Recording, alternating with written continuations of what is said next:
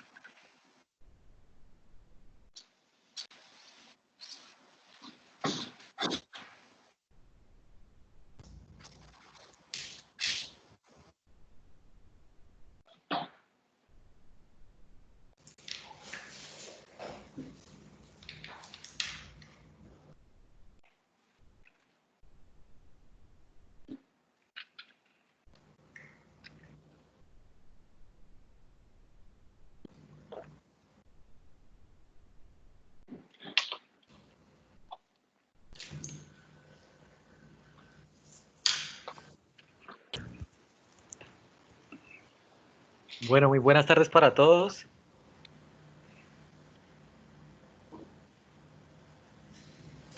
Queremos, queremos, desde la Cámara de Comercio de Cúcuta, no siendo ajena a la coyuntura que se está presentando a nivel mundial, desde la mesa del sector de la salud, integrada por nuestros diferentes profesionales especialistas, hemos creado este espacio que denominamos Efectos de la Pandemia COVID-19 en la atención a la salud de la mujer. ¿Con qué objetivo? Con el objetivo de exponer de primera mano esas recomendaciones y consideraciones e información pertinente que debemos tener en cuenta en nuestra región en este espacio pues enfocado a la mujer, ¿sí? ¿Qué metodología vamos a usar?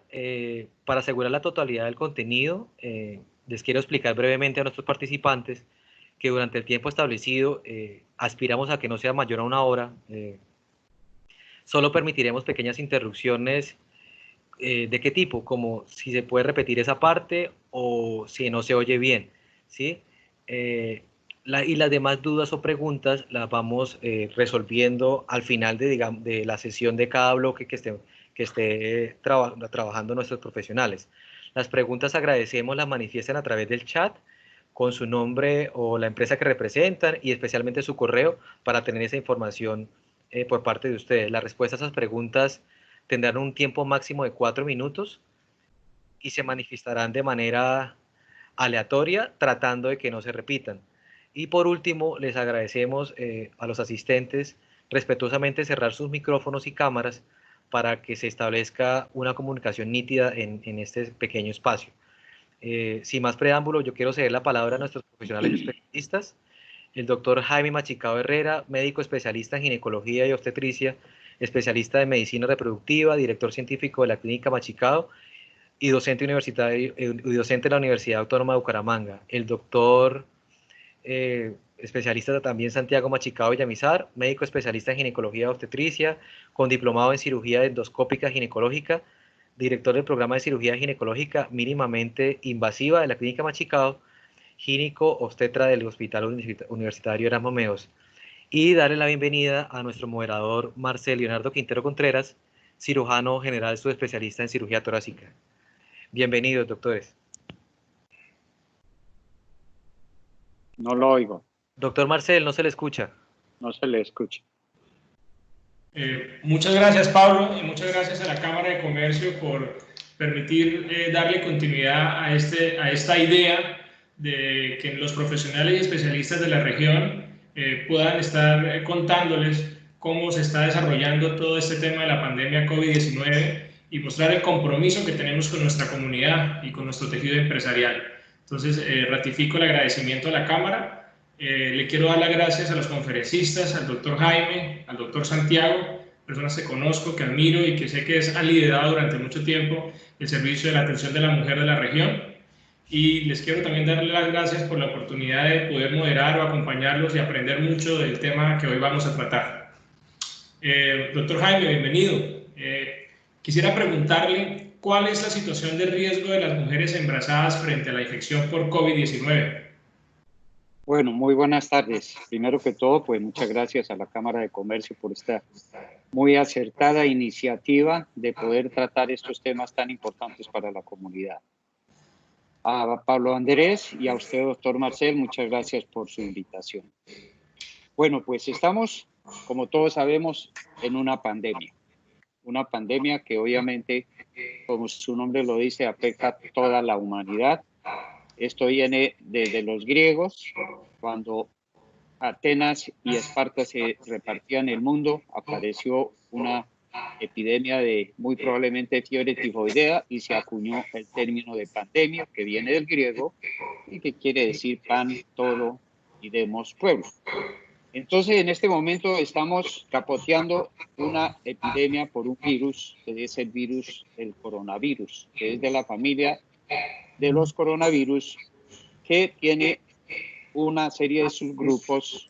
Anteriormente afectamos afectaba la población mundial por el MERS virus y posteriormente por el SARS virus, todos con un componente de insuficiencia respiratoria muy severo.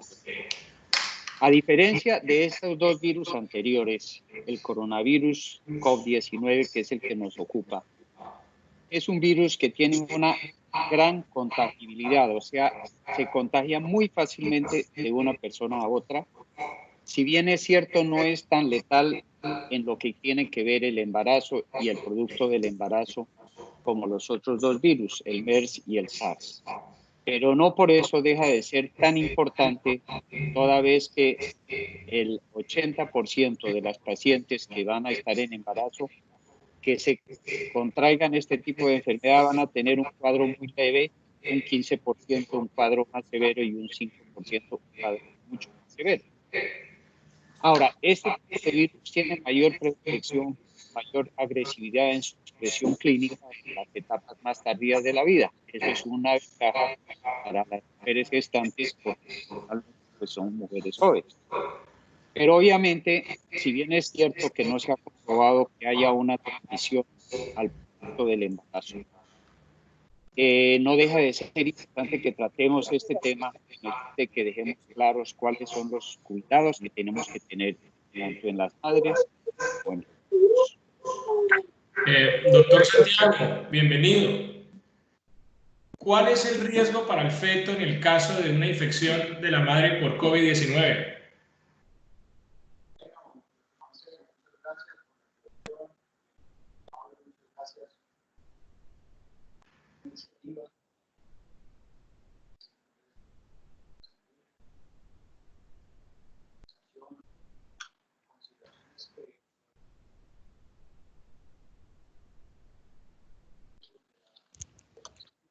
Doctor Santiago, no se le escucha muy bien. No se le escucha muy bien la introducción.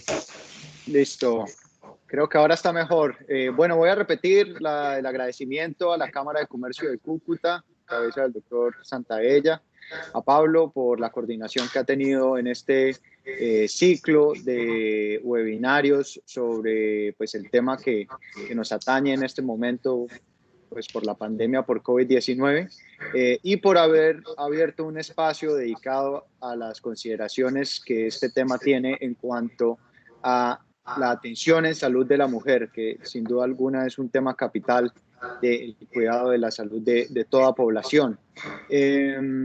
Para responder la pregunta que me hace el doctor Marcel, pues todos sabemos que las infecciones en el embarazo pues no son bien vistas desde ningún punto de vista. Parte de lo que hacemos los obstetras durante el cuidado de la mujer durante la gestación es ya sea o prevenir la infección de una mujer pues en gestación a un microorganismo puntual o detectar esa infección de manera temprana para que en los casos en que sea posible pues reciba tratamiento en una instancia temprana de esa infección. Entonces, cuando sale a la luz un nuevo microorganismo como pues el coronavirus, el COVID-19, esto claramente es un tema pues, que toma interés. ¿Qué riesgo tiene esta infección para el feto? Porque gran parte del interés que tenemos cuando prevenimos infecciones durante la gestación es tratando de proteger no solamente a la madre, sino incluso más a el producto de la gestación, es decir, al feto. Afortunadamente, y de las pocas cosas buenas que ha traído el COVID-19 es que a toda luz, al momento, a la evidencia actual que tenemos, que es muy limitada, porque esto es una situación pues, que surgió hace pues poco más de 3 meses y que en nuestra región la tenemos hace poco más de un mes. Hasta el momento todo apunta a que no existe transmisión vertical a partir de la madre hacia el feto del virus COVID-19. ¿Qué es la transmisión vertical? Pues la que se genera por transmisión de la circulación materna que pasa por la circulación placentaria y que eventualmente termina en la circulación del producto de la gestación, del feto. Ha sido examinado las muestras de líquido amniótico, que en el cual el feto nada, por decirlo así, que lo protege durante toda la gestación. Ha sido examinada la leche materna y ha examinadas incluso los neonatos tomando muestras de la nasoporina inmediatamente después de una cesárea, inmediatamente después de un parto, y en esas muestras no se ha aislado el virus. De manera que, pues, al momento todo apunta a que el riesgo fetal de una posible infección a partir de una madre positiva para el COVID-19 es muy bajo. Y las instancias en que se ha identificado infección a nivel neonatal es alentador que la infección neonatal tiene un curso muy benigno. La gran mayoría de neonatos, de bebés recién nacidos, son asintomáticos en su gran mayoría y cuando expresan síntomas, estos síntomas son muy leves en comparación a pues, otros grupos etarios, como son los adultos o como son aún más los adultos mayores. De manera que el riesgo es bajo, es muy bajo, y no solamente el riesgo de infección es bajo, sino el riesgo de malformaciones que se puede pensar derivada de cualquier infección durante el periodo neonatal es muy bajo, contrario a lo que teníamos en situaciones de otras infecciones, como lo que vivimos hace unos años, en el 2015, 2016, por la epidemia que tuvimos por Zika, que era una infección que sí causaba grandes secuelas a nivel perinatal, con microcefalia, es decir, bebés que nacían con una cabeza pequeña, con grandes trastornos del neurodesarrollo. En esta infección, afortunadamente, no tenemos esa condición. Listo. Doctor Jaime, ¿deben las gestantes seguir las mismas medidas de la población general? Bueno, sí. En esto no hay ninguna diferencia. Activamos el micrófono. Doctor Jaime, ¿deben las gestantes seguir la misma medida de la población general? En esto, Marcel, no hay ninguna diferencia el comportamiento que deben tener las maternas a la población en general. Es decir, deben seguir con las mismas disposiciones que se han reglamentado muy bien por el Ministerio de Salud y por todas las entidades, con todo lo que tiene que ver con el aislamiento y las medidas preventivas. Cuando decimos esto, pues obviamente tenemos claro que este virus se transmite preferencialmente a través de las microgotas de saliva o los aerosoles que normalmente se expulsan cuando una paciente tose o cuando habla. Entonces, si bien es cierto, esa es la fuente más importante en donde el virus sale hacia afuera para contaminar a otras personas, también uno puede tener el virus porque haya tosido o contaminado su mano y tocar objetos. Entonces ahí aparecen los vómitos, que son las partículas de los virus que después una persona puede tocarlas y contaminarse. Eso implica a que no solamente debe haber aislamiento, o sea, estar en espacios en donde no haya mucha gente, en donde no se compartan actividades sociales de grandes de gran número de poblaciones y en este momento de ninguna, estarse encerrado en su casa. Y además de eso, pues estar lavándose las manos periódicamente y cumplir todos los requisitos de usar las mascarillas con el fin de evitar que de esa manera se pueda transmitir la enfermedad. Entonces es absolutamente indispensable que todos cumplamos las mismas reglamentaciones que tienen que ver con el aislamiento y las medidas preventivas. Santiago, ¿cuáles son los signos de alarma a los que las mujeres embarazadas deben prestar atención? Bueno, Marcel, pues esa pregunta tiene posiblemente dos aproximaciones de respuesta. El primero es que en este momento la mujer embarazada debe prestar atención a los mismos signos de alarma que cualquier persona debe prestar atención.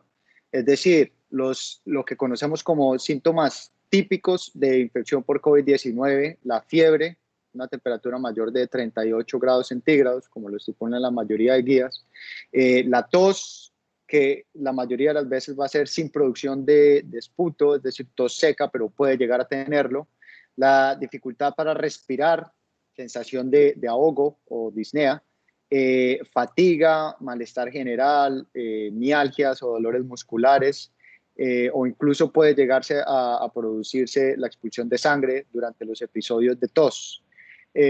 O pues la incapacidad para tolerar la vía oral. Todas esas son síntomas típicos de esta nueva pues infección que nos está atañando en este momento. Hay algunos otros síntomas atípicos que se han descrito como la alteración en la sensación del gusto y la alteración en el sentido del olfato, ¿cierto? Y algunos otros síntomas atípicos a los que la mujer gestante también debe prestar atención, pero a todo esto se le suma que la mujer gestante no puede en este momento, a pesar de la gravedad de la situación por esta contingencia, olvidar todos aquellos signos de alarma que son propios del cuidado de su gestación, que van a tener diferentes consideraciones en diferentes estadios del embarazo. Entonces, al principio del embarazo, toda mujer gestante debe prestar atención a los sangrados genitales o los sangrados vaginales que pueden amenazar su embarazo en las primeras instancias de este.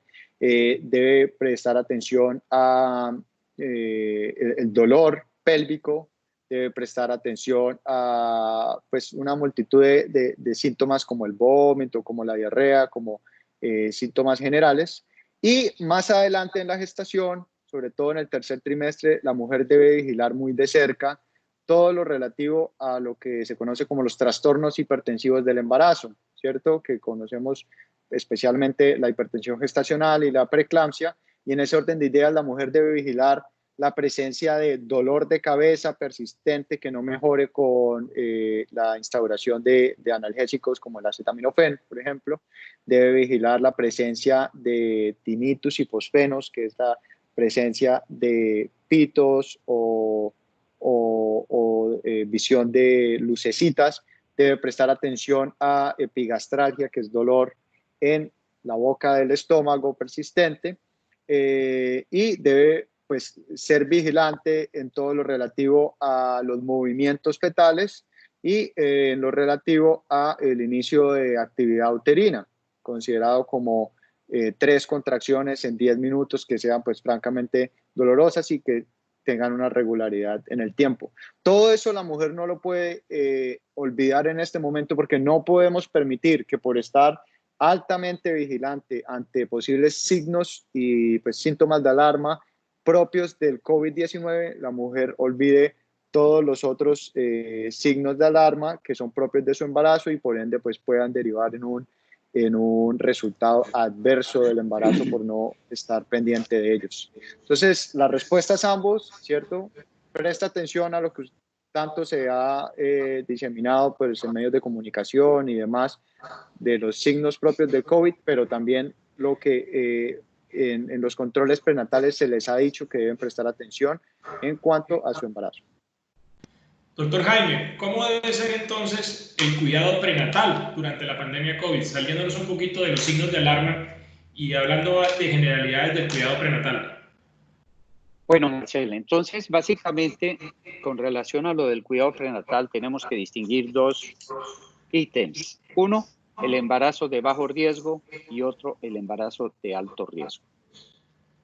El embarazo de bajo riesgo, una paciente que va evolucionando normalmente sin ningún signo de alarma, sin ninguna alteración en su estado de salud, sin ningún síntoma, ni mucho menos parecido a lo que pueda ser el coronavirus y todos los síntomas que Santiago nos acaba de resumir, pues debe recibir una atención ojalá extramural, es decir, que las entidades y las entidades administradoras de planes y beneficios y las IPS que están encargadas de estas pacientes implementen las medidas de atención, ya sea por telemedicina o a través de el médico en casa, de tal forma que las pacientes reciban sus atenciones de acuerdo a su estado del embarazo, sin detrimento de él, con la administración de todos sus medicamentos y todo lo que necesiten, pero que se evite en lo posible que salgan de sus casas. El otro evento, pues, es la atención de las pacientes de alto riesgo. Y aquí quiero contar, pues, las experiencias que tuvieron en España, porque, pues, en España, en la medida en que se vieron abrumados por el coronavirus, tuvieron que disponer los hospitales de atención materna a atención de pacientes con esta enfermedad. Y se descuidó en parte todo lo que es la atención de estas maternas y vieron cómo se disparaban también los casos de preeclampsia y otras enfermedades que son inherentes al embarazo. Entonces, los pacientes de atenderse en su totalidad con la implementación de todos los servicios y toda la atención adecuada en sitios en donde cuando los pacientes vayan a su atención no queden expuestos a contraer el virus, es decir, espacios amplios en sus salas de espera, bien ventiladas, con todas las medidas de precaución, una protección tanto del personal de atención médica y de administración con los tapabocas, con todo lo que se necesita para evitar la contaminación, así como las pacientes deben llegar también con sus tapabocas y con todo eso, pero hacerla en forma presencial y cumplir con todos los, requerimientos que cada complicación pueda tener un embarazo de alto riesgo. Entonces son esas dos facetas que hay que tenerlas muy claras. En una se facilita a través de la atención extramural y la otra sí debe ser presencial. Bueno, lo importante es que pues el tema de que la presencia de este virus no produce un retardo de crecimiento intrauterino ni una afectación directa con el feto, pues la atención de ecografías debe hacerse según los mismos lineamientos que normalmente se hacen en los embarazos con o sin en esta enfermedad. Bueno, llega el momento del parto, doctor Santiago. ¿Cómo debe darse la atención del parto? ¿Cómo debe ser el puerperio en esta etapa, en este nuevo momento de pandemia COVID-19? Bueno, esa pregunta es importante. No se oye. Porque Esa pregunta, Marcel, es importante porque supone unos retos para las instituciones. La atención del parto durante la pandemia por COVID-19 no debe distar mucho con respecto pues, a lo que se hacía antes. Sin embargo, debe tener unas consideraciones muy especiales.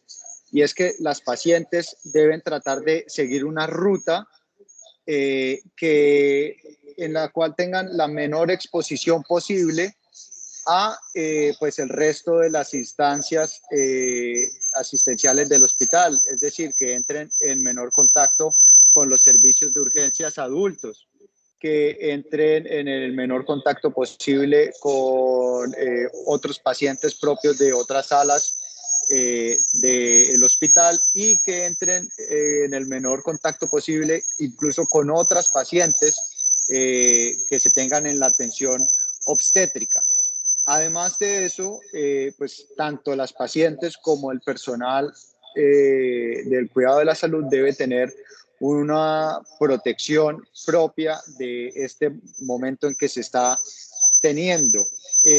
Las pacientes deben preferiblemente acudir a los centros asistenciales usando mascarilla pues, facial, mascarilla quirúrgica, o si no es así, pues se le debe proporcionar al ingreso de los centros asistenciales las mascarillas quirúrgicas.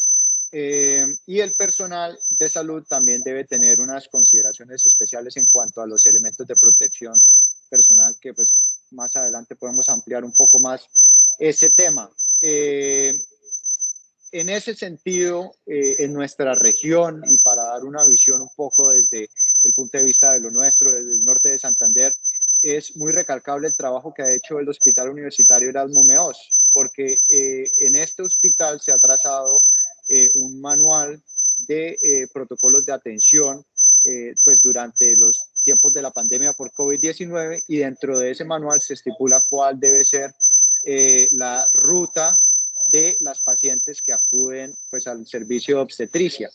Esas pacientes pasan primero por un triage, ¿cierto?, que se produce de manera externa al servicio de obstetricia, en donde se hace una serie de preguntas con el fin de pues, evaluar el riesgo que tiene esa paciente de estar infectada por COVID-19. Si esas preguntas resultan negativas, pues la paciente continúa hacia el servicio de obstetricia, pero si las preguntas alguna resulta positiva, esas pacientes reciben una atención especial en un espacio designado para la atención de maternas con sospecha o con positividad para COVID-19. En ese espacio separado se cuenta pues con todo lo necesario para atender la urgencia, para atender el parto si es necesario y para que se dé la recuperación de esas pacientes posterior al parto. Entonces, en ese sentido, nuestro hospital tiene las herramientas y ha pues, diseñado las pautas necesarias para poder separar las pacientes o con sospecha o con positividad de COVID-19 de las pacientes en el que el riesgo se estima pues, como bajo. Sin embargo, incluso así, en las pacientes del grupo que se estima como bajo, debemos recordar que un 81% de la población que es positiva para COVID-19 o presenta síntomas muy leves o incluso son asintomáticos. Y por eso debemos ser muy enfáticos en dar todos los cuidados durante la atención de esas maternas en el servicio de obstetricia y el posible contacto que puedan tener con el personal de salud y con otras pacientes para así disminuir al mínimo la posibilidad de que haya contaminación o infección a otras pacientes o al personal de salud. No, Santiago, me parece muy importante y recalcar que nos cuentes la experiencia de lo que está haciendo el hospital, porque muchos de nuestros participantes deben conocer todas estas rutas, todos estos procesos que ya están establecidos y que le están dando no solamente a la mujer, sino al paciente pediátrico, al paciente adulto, en fin, todos los medios para uno hacer una buena clasificación y protección del paciente y del personal de salud. Doctor Jaime, ¿cuál sería la vía del parto en pacientes con sospecha de COVID-19?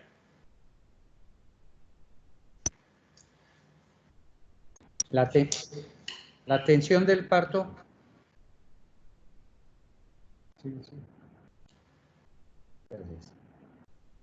Sí, ya se escucha bien, doctor Santiago, doctor Jaime. La atención del parto no tiene ningún cambio relacionado con lo que normalmente debe ser la conducta obstétrica. Es decir, el hecho de que una paciente esté en riesgo o inclusive tenga una enfermedad de estas con niveles leves digamos, de niveles de expresión clínica, el parto debe ser por vía vaginal mientras no haya una indicación obstétrica de que tenga que hacerse una cesárea.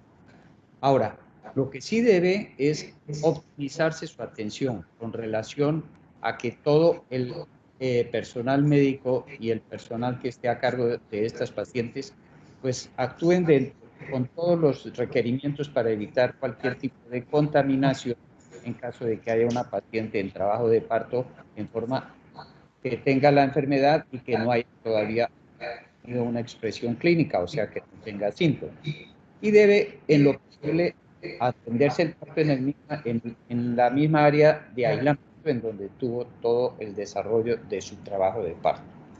Se aconseja también que una vez nacido el niño, pues espere un buen tiempo para que el pinzamiento del cordón se haga después de que haya pasado un tiempo una vez nacido el niño, y solamente se pensará en proceder en hacer una cesárea por causa del coronavirus si es que hay alguna sintomatología de tipo respiratorio que implique un trastorno en la mujer que obligue a hacer la cesárea porque no pueda tolerar un trabajo de parto. Entonces, en esas condiciones sí debe pensarse en un cesárea. Pero en principio el parto pues, debe ser vaginal. Doctor Santiago, si nos hablábamos de la ruta y de los procesos y protocolos que ya se están estableciendo aquí en el norte de Santander, si tenemos una paciente con alta sospecha o con confirmación de COVID, ¿cómo sería el manejo en ese momento de esta paciente? Bueno, es importante puntualizar que en ese sentido. ¿Ya me están escuchando? Bueno, es importante aclarar que en ese sentido se debe hacer una adherencia a los protocolos que las diferentes instituciones hayan trazado para atender pues, pacientes durante la contingencia por COVID-19. Y es importante que esos protocolos incluyan una estrategia de clasificación del riesgo que tienen esas pacientes. En ese orden de ideas, pues podemos tener pacientes con cuadros pues leves que pueden ser manejados de manera ambulatoria si no tienen una causa obstétrica, es decir, si no tienen una condición de la cual necesitan atención por parte de los servicios de obstetricia. Y los criterios pues para hospitalización no van a distar mucho de los criterios que se utilizan en adultos, con la consideración de que si hay algunos criterios específicos desde el punto de vista obstétrico. Las pacientes que requieran la atención en unidades de cuidados intensivos, pues deben ser manejadas en el contexto de un grupo interdisciplinario en el que pues participen no solamente el servicio de ginecobstetricia, sino también pues colegas de las unidades de cuidados intensivos para garantizar la atención adecuada de los cuadros respiratorios severos que eventualmente podría tener una proporción pequeña de esas pacientes con confirmación de COVID-19. Y doctor Jaime, ¿y el hijo de esa madre con sospecha o con diagnóstico de COVID, usted nos había comentado que pues es un manejo integral? ¿Cuál es su recomendación?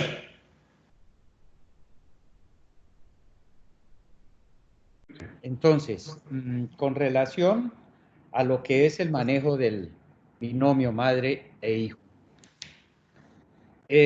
lo que se ha visto, a pesar de que todavía la experiencia clínica es muy pobre, no hay casi niños con problemas de coronavirus recién nacidos, y los que han aparecido son de muy leve expresión clínica y prácticamente asintomáticos. Ahora, si estamos en el evento de una madre en que se tenga una fuerte sospecha de tener el coronavirus o que haya una expresión clínica de los síntomas, entonces lo que nos nace en este momento es las precauciones que tenemos que tener para que ese niño tenga la adecuada atención sin que se vaya a contaminar. En principio, la lactancia se debe permitir, pero obviamente debe haber todos los cuidados relativos a todo lo que tiene que ver con el manejo de las medidas de prevención, lavado de mano y toda esa serie de cosas, el uso de la careta mientras el niño está en plena lactancia y todo ese tipo de, requerimientos. Ahora, ¿qué se debe hacer con el niño y la madre? Si estamos ante la eventualidad de que la madre está con la enfermedad, el niño y la madre deben aislarse.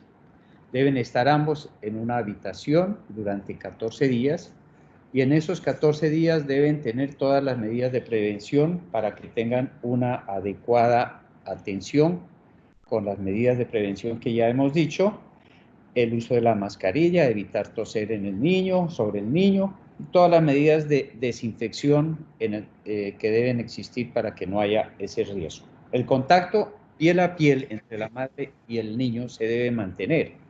Eso es la mejor forma de mantener una temperatura adecuada en el niño que le permita un mejor estado de salud.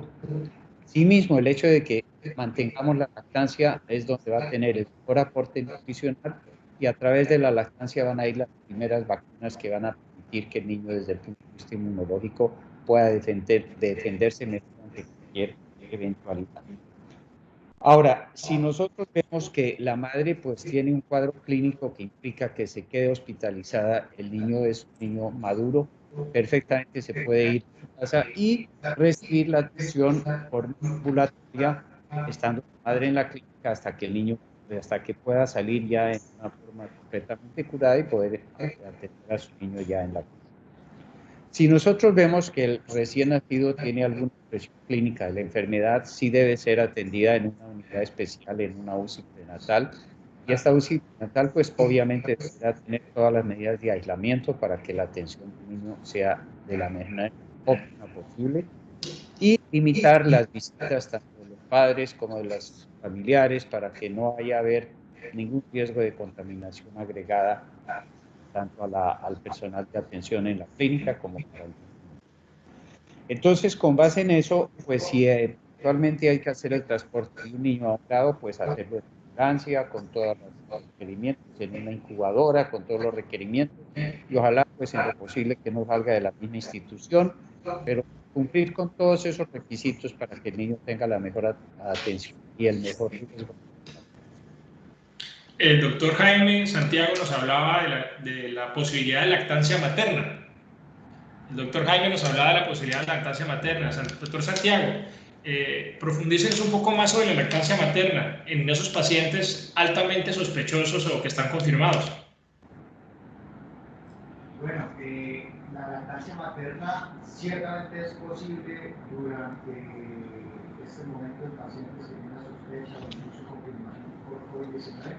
Y no solamente es posible, sino que se debe procurar siempre que sea posible. Inicialmente, digamos que la preocupación puede ser de que haya transmisión del virus a través de la leche materna. Sin embargo, eso pues, con la evidencia que se tiene hasta el momento, que si bien es poca, que se ha reunido pues, a partir de todas las madres que han tenido parto desde que inició esta pandemia, y no se ha encontrado presencia del virus en la leche materna.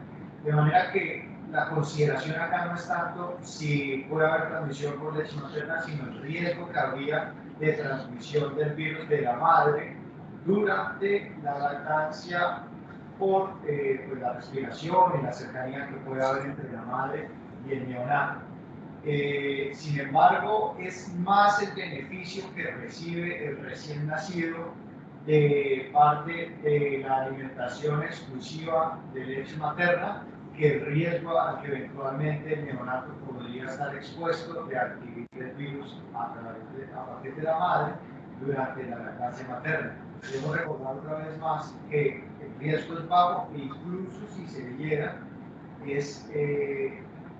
no tiene, digamos, las consecuencias que podría llegar a tener en la población adulta y mucho más en la población de adultos mayores.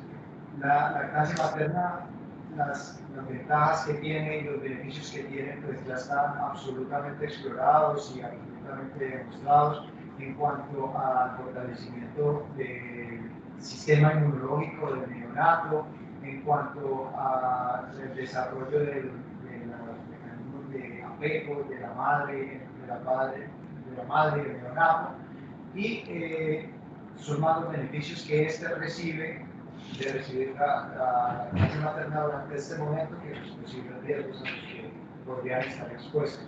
Es importante también recalcar que antes de las altas hospitalarias que se tengan las madres, que se tengan partos en instituciones prestadoras de salud, se debe reforzar por la consejería en cuanto a medidas de protección que se debe llevar a cabo durante la lactancia, ¿cierto? En madres con sospecha de confirmación por COVID-19, pues el uso de tapabocas durante la lactancia o el uso de mascarillas, de caretas de protección facial, el lavado de manos cada 3 horas de manera pues profusa, la esterilización de los pezones, se habla también antes del evento de la lactancia materna, y darle todos los signos de alarma pues, a los que debe estar atenta durante la lactancia. Doctor Jaime, ¿cuál debe ser la situación o cuál debe ser la situación de la actividad asistencial electiva durante la pandemia COVID en el caso de la atención de la mujer? Bueno, ese es un tema complejo, porque en este momento hay una gran presión. Estamos en plena etapa de mitigación y lo que se aspira es no colapsar los sistemas de salud. Al decir no colapsar los sistemas de salud, estamos hablando de que los hospitales tengan la suficiente capacidad de poder atender no solamente con lo que tiene que ver el talento humano, sino también los recursos físicos en el manejo de estas pacientes. Y por eso vienen estas cuarentenas, con el fin de ir espaciando los casos que eventualmente en la población se van inmunizando y van contrayendo la enfermedad para que puedan tener una adecuada atención. Entonces, ¿qué se ha propuesto? Se ha propuesto pues, que obviamente pues, las pacientes obstétricas tengan toda su atención, como lo decía anteriormente, a través de telemedicina o visita en sus casas, o sea, atención extramural, lo que tenga que ver con bajo riesgo y lo que tenga que ver con alto riesgo sin presentarse a los sitios. Pero sí evitar hacer cirugías programadas de bajo riesgo, o sea, cirugías que no sean urgentes, hacer también el manejo de todo lo que tiene que ver con las cirugías que eventualmente no tengan una necesidad urgente y que puedan, digamos, diferirse sin riesgo para la paciente, porque, por ejemplo, las pacientes oncológicas sí está aceptado que puedan ser sometidas desde ya a cualquier tipo de tratamiento. Ahora bien, es importante también tener claro que este tema del coronavirus no es un tema que viene y lo que ya hemos vivido, sino que se va a prolongar en el tiempo por lo menos 1 o 2 años. Es decir, o hasta que aparezca un tratamiento adecuado o hasta que aparezcan las vacunas, y tanto lo uno como lo otro va a demorar.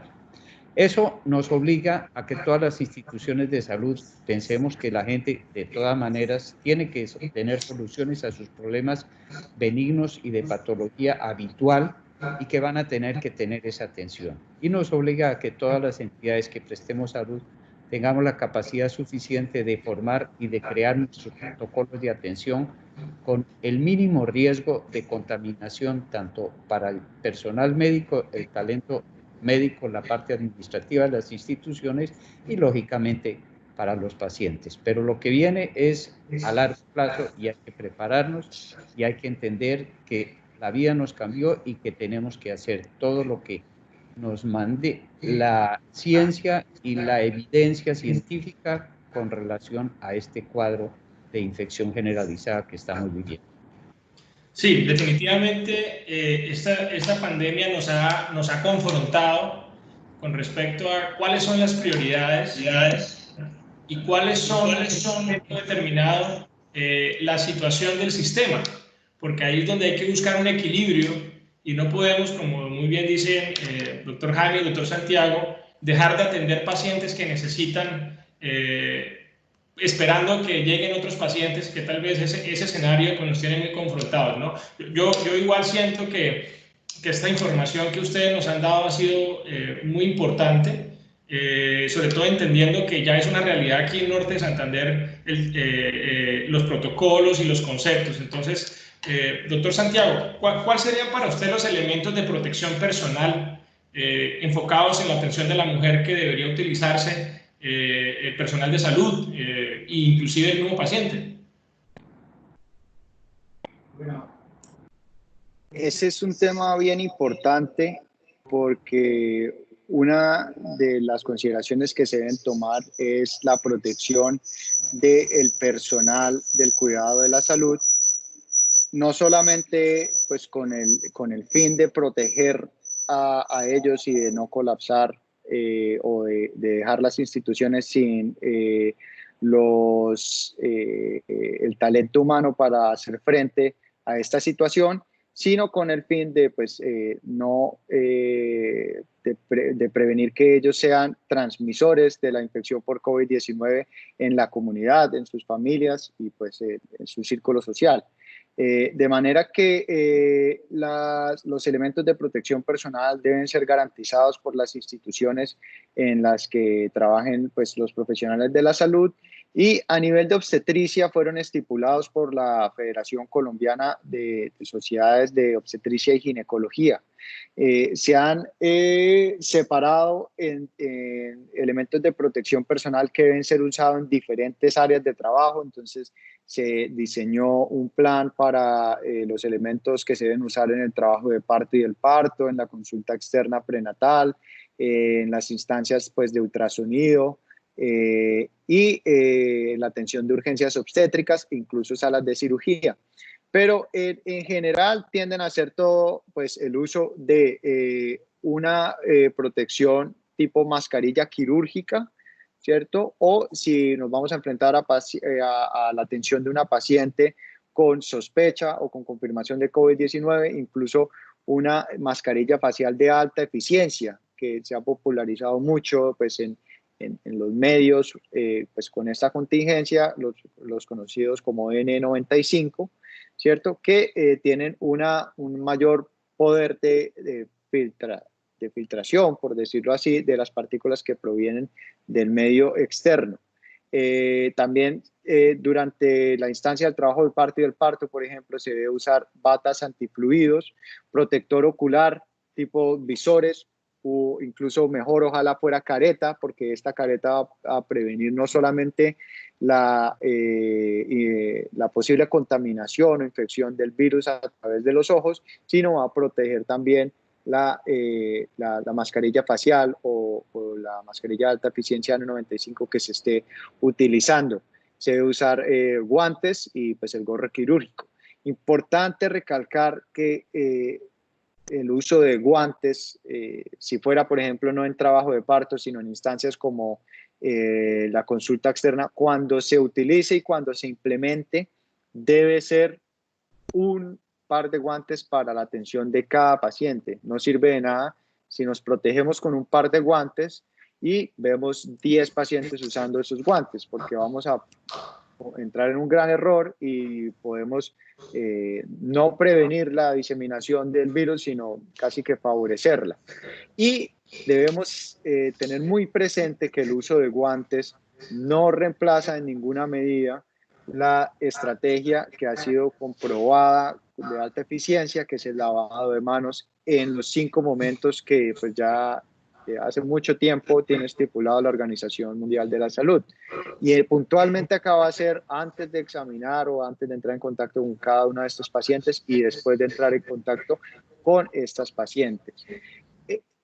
es importante acá hacer una reflexión, y es que con este tema del COVID-19 estamos aprendiendo aún muchas cosas, aún estamos muy ciegos en cuanto a muchas consideraciones porque la evidencia que tenemos es muy limitada, pero ya hay estrategias que podemos poner en marcha y que han sido ampliamente demostradas que previenen la diseminación del virus, y dentro de esas se recalca el lavado de manos, porque se tiende a tener la concepción de que la única vía de transmisión del virus es a través de las gotas que pueden ser producto de la respiración o de la tos de un paciente infectado por COVID-19.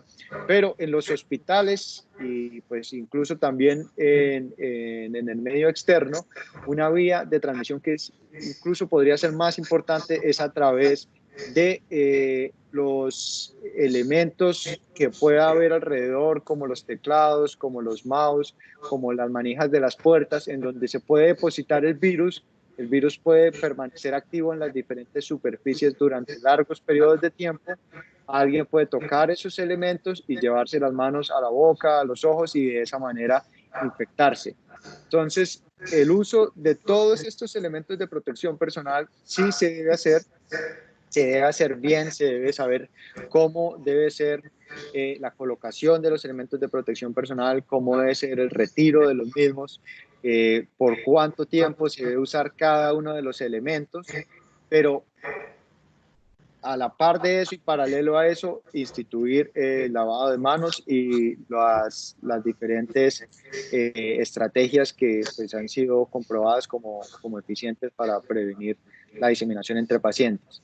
Eso con respecto a los elementos de protección personal para el personal de salud, pero incluso también la FECOLSOC estipula que las pacientes que estén en los servicios de obstetricia deben utilizar una mascarilla quirúrgica como pues estrategia para prevenir la diseminación del COVID-19 en posibles casos de positividad al mismo, y acoger las mismas pues, recomendaciones en cuanto al lavado de manos, en cuanto a tratar de tocar el menor número de objetos posibles durante la estadía en los servicios de obstetricia. Sí, es importante lo que el doctor Santiago nos ha contado respecto al manejo de estos equipos de protección. Yo siempre lo he interpretado como dos escenarios muy importantes. Uno es el cómo nosotros vamos a cuidar al paciente que es sospechoso en un momento determinado y cuidar de su salud y su integridad, y cómo también después nosotros nos cuidamos como profesional y cuidamos a las personas que nos rodean, incluyendo a nuestras familias, ¿no? Es importante contarle a los participantes que este tema de utilizar, colocarlo y retirarlo ha sido un tema de trabajo muy juicioso en esta región, con los talleres de simulación de las universidades, con los protocolos que se están implementando en cada uno de los centros, hospitales, RMOs, clínicas, y pues es importante que la comunidad sepa que se está trabajando con mucha responsabilidad. Yo quiero invitar a los conferencistas a que pues, den una última conclusión. Doctor Jaime, ¿cuál sería su última conclusión de este webinar? Yo pensaría, Marcel, que la conclusión más importante que me trae a mí este tema es que evidentemente estamos en una etapa de crisis producida por esta infección, y que como toda crisis trae sus agobios, pero también sus oportunidades. Y esta ha sido una oportunidad para entender mucho más la capacidad que tenemos de poder vivir en mejor comunidad, en mejor sintonía con las demás personas. Y además de eso, entender que, si bien es cierto, estamos en un momento en donde estamos con muchas dificultades, tenemos que ir creando las herramientas para poder superarlas y poder seguir adelante. Entonces, mi mensaje sería un mensaje de esperanza, de entender que como cucuteños y como norte-santanderianos, con entidades como la Cámara de Comercio y otras entidades que representan a nuestra comunidad en el departamento, debemos unir nuestros esfuerzos para trabajar en una forma muy unida y muy clara, con seguimientos de orientación eminentemente científica para superar este problema. Que el concepto básico sea lo que la ciencia y la evidencia nos demuestre que sirva, y qué es lo que tenemos que aplicar para mayor atención a la comunidad, para el sostenimiento de nuestra sociedad, porque eso también hay que tenerlo en cuenta. Entonces, mi mensaje es de esperanza y de seguir luchando y seguir adelante, implementando nuestros protocolos de atención y continuar la vida, porque la vida sigue. Muchas gracias. Doctor Santiago, ¿qué sería su conclusión final? Bueno, pues mi conclusión es que esta contingencia nos pone muchos retos, pero nos da muchas oportunidades también. Nos pone en un reto de una manera muy celérica, muy rápida, tener que acostumbrarnos a una situación que pues, ninguno de nosotros había vivido, una situación que habíamos leído en los libros de historia, durante la carrera de medicina, cuando estudiábamos los cursos de epidemiología o cuando veíamos las clases de microbiología, pero ninguno de nosotros, de los médicos que practicamos hoy en día, habíamos estado expuestos a hacerle frente a una situación en salud como la que estamos teniendo que enfrentar en este momento. Entonces, eso ha sido un gran reto. Para los ginecobstetras ha sido un reto desde el punto de vista que atendemos y que nuestra misión y que nuestra pasión y que el motivo que nos despierta día a día es prestar todo lo que podamos dar de nuestra parte para en pro de la atención del cuidado de la mujer en todo su ciclo vital. Y por supuesto que uno de los puntos en donde nosotros hacemos más énfasis y damos un impacto más grande y que somos más requeridos es durante pues, la etapa reproductiva de la mujer y durante el embarazo. Eso claramente no ha parado por la contingencia del coronavirus, los embarazos han seguido su curso, se han producido nuevos embarazos y hemos estado también con este reto de ajustarnos a las condiciones para poder seguir ofreciendo la máxima calidad a estas pacientes y para hacerlo de manera segura para ellas, para nosotros, para mantenernos sanos y poder seguir prestando nuestros servicios.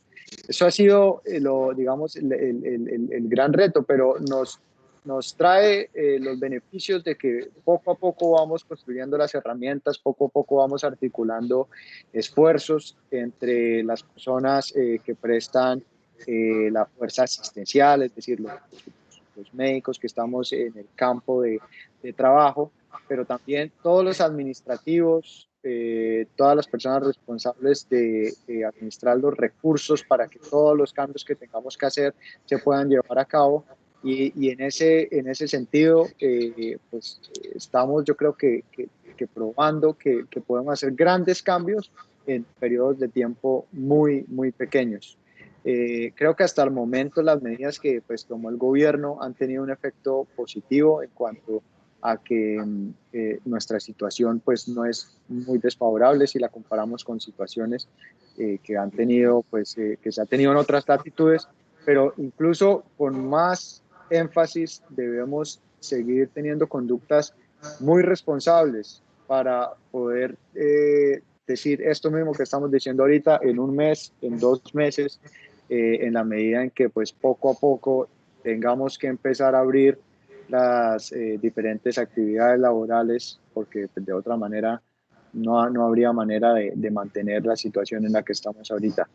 Entonces, nada, seguiremos aprendiendo día a día, seguiremos poniendo de nuestra parte, seguiremos cuidándonos y seguiremos buscando la manera de trabajar entre todos en conjunto para seguir prestando todo el cuidado que la mujer necesita durante todas sus instancias.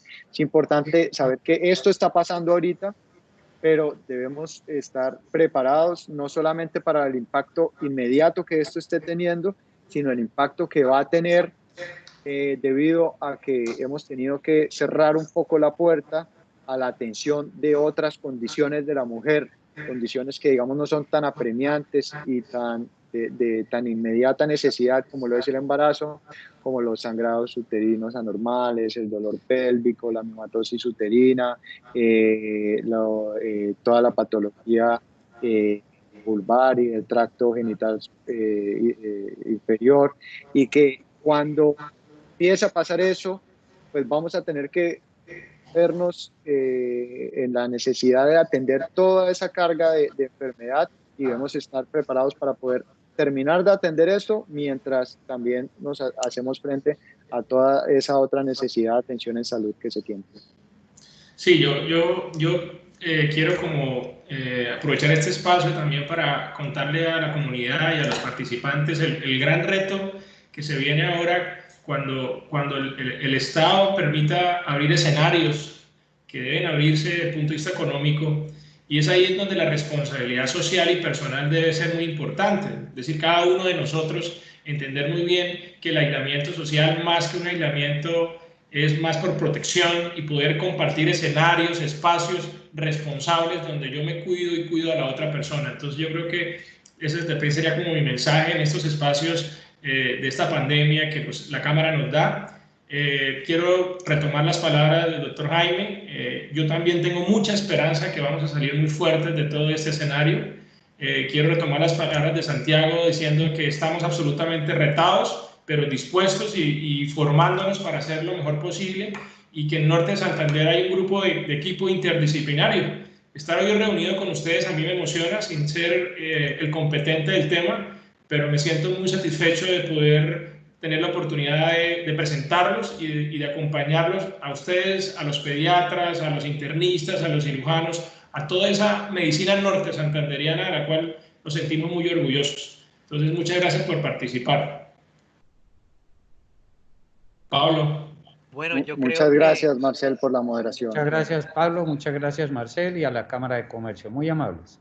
Yo creo que ya estamos cerrando para todos los participantes asistentes. Doctor Marcel, doctor Santiago, doctor Jaime, muchas gracias por su tiempo y por creer en estas nuevas iniciativas que queremos que de la Cámara, muy alineados con el discurso de nuestro presidente ejecutivo. Queremos seguir siendo ese aliado y parte de la mesa que está conformada por ustedes, los diferentes especialistas. Yo creo que ya teniendo contextualizadas estas recomendaciones e información relevante por parte de ustedes, sobra exponer que continuaremos siendo ese aliado de una manera estratégica, articulador también, siempre enfocado en el fortalecimiento del sector y en pro de nuestra región. Muchas gracias a todos, y aprovecho también para invitarlos a nuestros asistentes que el próximo jueves, como les decía al comienzo de esta mesa que estamos conformando con diferentes especialistas norte santanderianos, vamos a tener el espacio enfocado a la pediatría, cómo se está comportando Norte Santander. Nuevamente, muchas gracias y les deseo una feliz tarde. Muchas gracias. Gracias, hasta luego.